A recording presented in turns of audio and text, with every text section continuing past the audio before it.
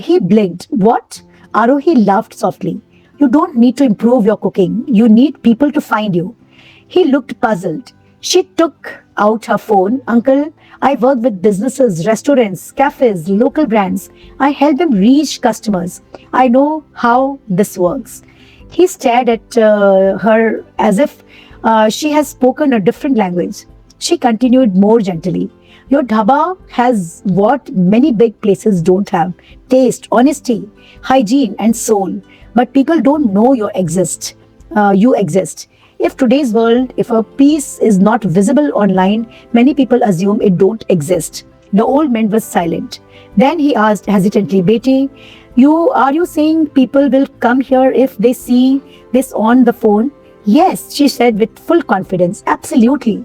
He took almost childlike in his doubt. But I don't know any of this. I can barely use a basic phone. Arohi smiled warmly. You don't need to. I don't do it. You don't need to. I'll do it. He then stunned. You? Yes, but why? She looked at the empty steel plate and said, because I have eaten in many places, fancy places, famous places, branded places, but food like this, rare, very rare. Then she added with a playful smile, and because if I don't help you, I'll regret letting such food disappear from this road forever. The old man still looked unsure. Betty, this work must cost a lot. Arohi shook her head. I will not charge you anything. He was shocked. No, that is not right. She laughed. Then fine. I'll take payment in another form. He looked confused. What? She folded her arms and said dramatically, whenever I visit here, in the future, you must feed me for free. For the first time that evening, the old man laughed from his heart. Bus, that's all. That's all. He smiled with moist eyes. Done. Then he looked at her seriously and said, but tell me one thing honestly, will this really work? Arohi answered without hesitation, it will work. If you promise me two things. What? First, never compromise on taste and cleanliness. He straightened up. That I can promise with my life. Second, trust me for some time. He nodded slowly. I trust you. That night changed both their lives. The next morning, Arohi got her tire repaired, but instead of driving away and forgetting the incident, she did something most people only talk about. She kept her word. As soon as she reached home, she opened her laptop and created a folder titled Babaji's Highway Dhaba Revival.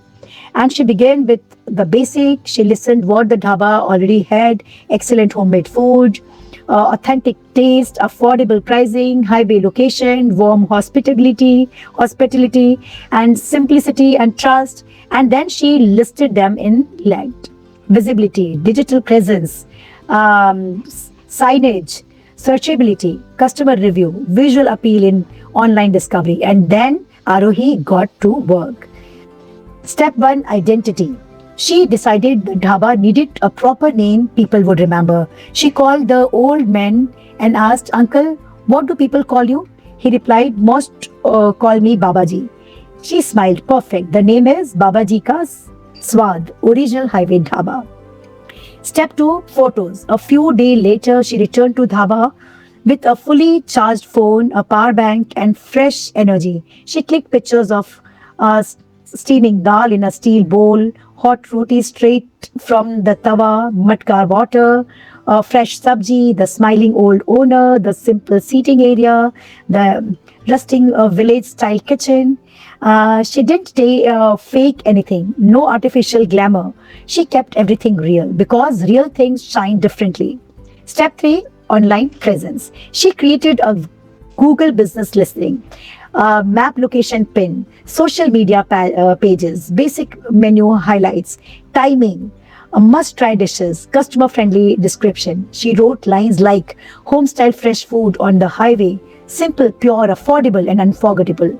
If you miss homemade dal roti while traveling, this stop is for you. Arohi knew something important. People don't just visit food place for food, they visit for stories. So she made short posts and reels showing the old men making roti, tatka being poured over dal, a caption, this uncle was about to close this dhaba forever. Another, sometimes the best food doesn't live in five-star kitchen. Another, like Sava, this stop, save this stop for the next road trip.